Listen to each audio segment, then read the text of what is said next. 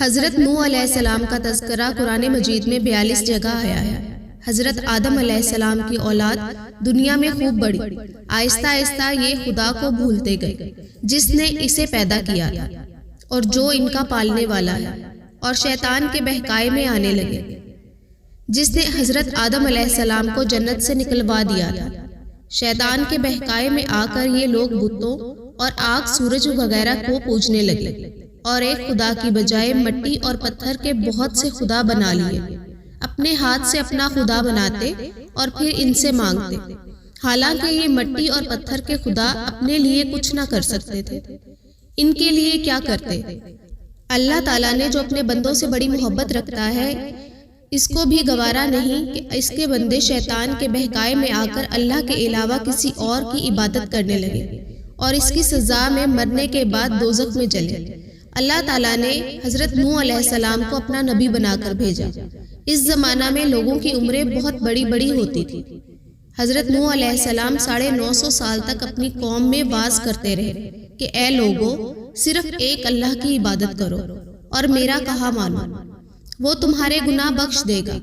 لیکن لوگوں نے حضرت نوح علیہ السلام کی باتوں کو نہ مانا اور اپنے کانوں میں انگلیاں دے لی اور کپڑے اوڑھ لیے تاکہ حضرت نوح علیہ السلام کی آواز ان کے کانوں تک نہ پہنچے۔ حضرت نوح علیہ السلام ہمت نہ ہارے، وہ برابر سمجھاتے رہے اور کہتے رہے، اے لوگو، اللہ سے معافی مانگو، وہ بڑا معاف کرنے والا ہے۔ وہ تم سب پر آسمان سے بارش برسائے گا تاکہ خوب اناج پیدا کر سکو، اس کے ذریعہ سے بڑے بڑے باغ پیدا کر دے گا، ان میں نہریں پیدا کر دے گا، تمہیں مال و دولت دے گا اور بیٹے دے گا۔ تمہیں کیا ہو گیا ہے کہ تم خدا کو نہیں مانتے، حالانکہ اس نے آسمان بنائے، چاند اور سورج بنائے، اس نے تم کو مٹی سے پیدا کیا اور پھر اسی مٹی میں ایک دن تم مل جاؤ گے اور پھر قیامت کے دن اسی مٹی سے تم کو دوبارہ زندہ کر دے گا۔ لیکن لوگوں نے اپنے بتوں کو نہیں چھوڑا اور حضرت نوح علیہ السلام سے کہنے لگے کہ ہم اپنے بتوں کو ہرگز نہ چھوڑیں گے، اور ہم تو تم کو اپنے جیسا آدمی ہی دیکھتے ہیں، اور تمہارا کہنا بھی صرف چند غریب لوگوں نے مانا اور ہم تم کو جھوٹا سمجھتے ہیں۔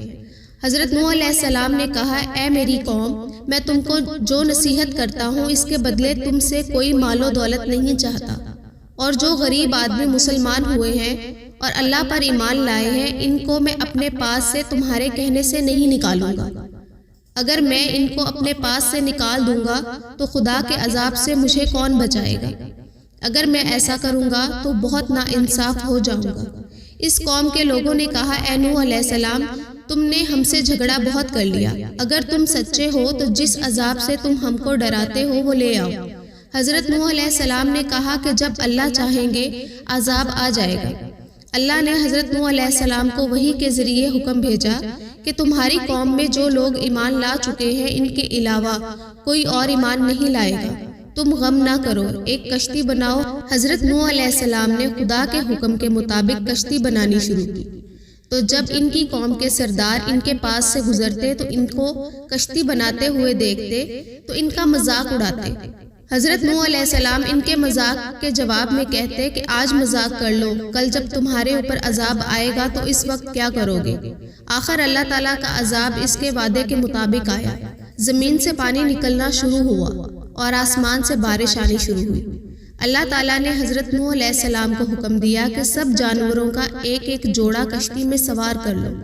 جو لوگ تم پر ایمان لائے ہیں یعنی مسلمان ہو گئے ہیں، ان کو سوار کر لو۔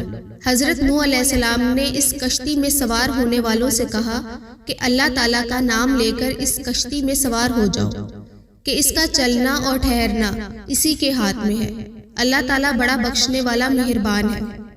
کشتی ان سب کو لے کر لہروں میں چلنے لگی، تو اس وقت حضرت نوح علیہ السلام نے اپنے بیٹے سے کہا، اے بیٹا، ہمارے ساتھ سوار ہو جاؤ اور کافروں کے ساتھ مت ہو۔ اس نے کہا، میں کسی پہاڑ پر چڑھ جاؤں گا اور وہ پانی سے بچا لے گا۔ حضرت نوح علیہ السلام نے کہا کہ آج خدا کے عذاب سے سوائے خدا کے کوئی بچانے والا نہیں۔ اتنے میں دونوں کے درمیان ایک پانی کی لہر اٹھی اور وہ ڈوب گیا۔ پھر خدا تعالیٰ نے زمین کو حکم دیا کہ اپنا پانی نگل جا، اور آسمان کو بھی حکم دیا کہ پانی برسانا بند کر دے، یہاں تک کہ پانی خشک ہو گیا اور تمام کافر دنیا میں ختم کر دیے گئے۔ حضرت نوح علیہ السلام کی کشتی کوہ جودی پر ٹھہری۔ حضرت نوح علیہ السلام نے اپنے پروردگار سے عرض کیا، اے میرے رب، میرا بیٹا بھی میرے گھر والوں میں سے تھا اور آپ کا وعدہ سچا ہے۔ یعنی حضرت نوح علیہ السلام کا مطلب تھا کہ اے اللہ تعالیٰ، آپ نے وعدہ فرمایا تھا کہ تیرے گھر والوں کو اس طوفان سے بچا لوں گا، پھر میرا بیٹا کیوں ڈوبا؟ تو خدا تعالیٰ نے فرمایا کہ اے نوح، تیرا بیٹا تیرے گھر والوں میں سے نہیں تھا کیونکہ اس کے عمل اچھے نہیں تھے۔ میں تجھ کو نصیحت کرتا ہوں کہ ایسی بات نہ کر جو تیرے علم میں نہیں، اس لیے کہ کنعان اللہ کے علم میں ازلی کافر تھا اور یہ بات نوح علیہ السلام کے علم میں نہ تھی۔ حضرت نوح علیہ السلام نے اللہ پاک سے توبہ کی اور اپنے کہنے کی معافی چاہی۔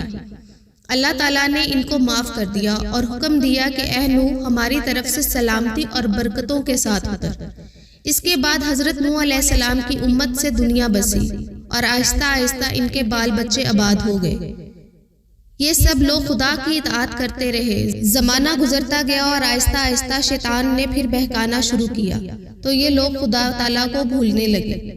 حضرت نوح علیہ السلام جو اللہ تعالیٰ کے اتنے بڑے پیغمبر تھے، اپنے بیٹے کو اس کے برے کاموں کی وجہ سے اللہ تعالیٰ کے عذاب سے نہ بچا سکے۔ اس طرح اگر ہمارے ماں باپ اللہ کے کتنے ہی ولی کیوں نہ ہوں، اگر ہمارے اعمال اچھے نہیں تو ہم کو اللہ تعالیٰ کے عذاب سے نہ بچا سکیں گے۔ ہم کو اپنے بزرگوں کے نیک عمل کا سہارا نہیں لینا چاہیے، بلکہ اللہ اور اس کے رسول صلی اللہ علیہ وسلم کے بتائے ہوئے کاموں پر عمل کر کے نیک بننا چاہیے۔ اسی وجہ سے اللہ تعالیٰ نے قرآن مجید میں فرمایا ہے کہ اگر تم ایک ذرہ برابر بھی نیکی کرو گے تو اس کا بدلہ ہم تم کو دیں گے، اور اگر ایک ذرہ برابر بھی برا عمل کرو گے تو وہ بھی تمہارے سامنے آئے گا۔ جزاک اللہ خیر۔